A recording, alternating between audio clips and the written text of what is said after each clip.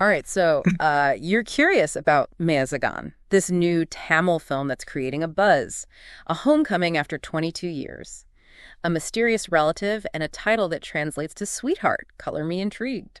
We're diving deep beyond the trailers today, bringing you the good, the maybe not so good, and everything in between to help you decide if it's worth your movie night. Exactly. We're all about informed viewing here. And from what I understand, you're looking for more than just the basic plot summary. Meiyazhagan is being categorized as a feel-good drama, which, let's be honest, can be hit or miss. But we're here to unpack all the details from critical reception to those little intriguing details that might make it special. Okay, so let's start with the basics. Our main character, Arun Moji, heads back to his village after more than 2 decades. He's there for a wedding, but of course it's never just a wedding, is it? This trip becomes a journey of rediscovering his roots, confronting his past. And then there's this relative. He encounters someone who calls him a therathin, a term of endearment, sure, but it seems to hold a lot more weight, a lot more mystery. It definitely adds an intriguing layer, right? Especially when you consider the film features Karthi, a major name in Tamil cinema. This is actually his 27th film as a lead actor, and he's paired with Arvind Swamy, another powerhouse performer. So right off the bat, you've got a recipe for some compelling on-screen dynamics. Absolutely. And speaking of recipes, you mentioned this whole feel-good drama thing. What's the track record for those in Tamil cinema? Is it a genre known for its success? It is. Tamil cinema has a rich history of delivering heartwarming, emotionally resonant films. And if you're familiar with the director's previous work, 96, you'll have an idea of what to expect. Both 96 and Meiyazhagan are being praised for their beautiful cinematography and ability to evoke a certain mood, a kind of lingering feeling. Early reviews even use the word haunting to describe the experience, which definitely piqued my interest. Okay, now that's what I'm talking about. Haunting is a bold word to use, even if it's just about the cinematography. We're going to need to unpack that further. But first, you mentioned those reviews. So we've got haunting visuals, but what about the overall reception? Are critics just as captivated by Meiyazhagan as they were by 96? It's looking that way. The reviews have been overwhelmingly positive, with a lot of emphasis on those career-defining performances you mentioned earlier. And they're not just throwing that phrase around lightly. Yeah, career-defining carries some weight. I'm always a bit skeptical until I see it myself, but still, it gets you excited to witness the magic, you know? What exactly is it about Karthi and Arvind Swamy's performances that's resonating so strongly? Well, for Karthi, it seems to be his sincerity. Critics are praising his ability to convey the complex emotions of returning home after so long. That mix of nostalgia, maybe a bit of apprehension, and this gradual rediscovering of who he is within that environment, it's a very nuanced performance. I can see how that would resonate with anyone who's ever experienced a similar homecoming, even if it's not after 2 decades. Absolutely. And then you have Arvind Swamy, who brings this incredible aura of mystery to his role. Reviewers are highlighting his subtle expressions, the way he can speak volumes with just a look. It makes you lean in, wanting to unravel his story, his connection to Arvind Moji. Oh, that reminds me. We touched on the music earlier, Govind Vasantha's score. Haunting cinematography paired with haunting music. It's like they're going for a full sensory immersion experience. What's the thought behind that, musically speaking? It's fascinating, actually. You're right, the score is being praised for amplifying the film's atmosphere. Vasantha has this knack for creating these sonic landscapes that draw you deeper into the emotional core of a scene.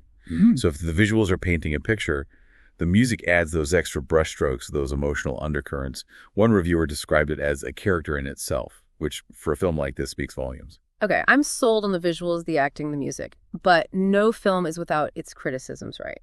What are the critics saying on that front? You're right, there's always another side to the coin. And in this case, the pacing, particularly in the second half, has been a point of contention for some.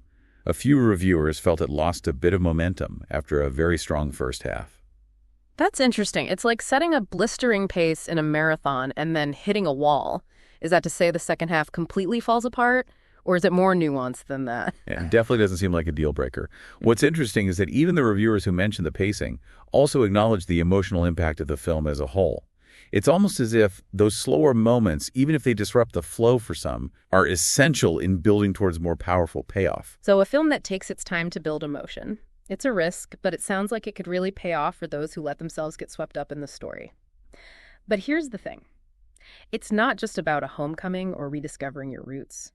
One review mentioned political ideologies and memories being woven into the narrative. Now, that's not something you come across every day, especially in a film that's already being praised for its feel-good vibes. It's true. And it speaks to the complexity the directors are bringing to this story. We're not talking about overt political messaging or anything like that. It's more about how personal histories intersect with larger societal shifts. Remember, Arun Moji have been away for 22 years. Imagine the changes he's encountering, the conversations that might be sparked, especially with this mysterious relative who calls him a Tuolien. It's like that saying, you can't go home again. But what if you do? And it's not just about the physical place, but also about confronting the echoes of the past, both personal and political. And speaking of intriguing details, while reading through the cast list, something caught my eye, Ilivarasu. Now, you might be thinking who, but here's the kicker. His role is listed as food caterer and not just tucked away somewhere. It's right up there with the main cast. It's like the casting director themselves is saying, pay attention to this. That's such a great observation. And it plays into the idea of food as a storytelling element, something we often see in films, exploring themes of home and identity. Yeah. Think about it. Food evokes memories, connects us to traditions, even bridges cultural divides. Could it be that Ilivarasu, beyond just providing catering for the wedding, becomes a conduit for Arunmozi to reconnect with his past? Perhaps through shared meals, forgotten recipes, those sensory experiences that often tie us to a specific time and place. It's like food becomes its own character, adding another layer of depth to the narrative. So much to unpack in this film. Okay, let's bring it all home for our listeners. We've got Meiyazhagan, beautiful cinematography, critically acclaimed performances from Karthi and Arvind Swamy, a soundtrack that's practically a character in itself, and a story that promises to explore themes of home memory and identity, all with a sprinkle of political intrigue. Don't forget that potentially divisive pacing in the second half. Does it enhance the emotional impact, or is it a speed bump on the journey? Ultimately, that's for each viewer to decide. Exactly. But hey, that's part of the fun, isn't it? Debating those details, dissecting the choices, and ultimately forming your own opinion. So to our listener, if you're looking for a film that dives deep into complex emotions, explores the power of connection, and offers stunning visuals to boot Meiyazhagan, might just be your cup of tea. Or should I say, your plate of biryani. And if the pacing leaves you wanting more, you can always delve into those post-film discussions. That's where the real deep dive often begins. Well said. That's all the time we have for today's deep dive. We hope this gave you a taste of what Meiyazhagan has to offer. Until next time, happy watching.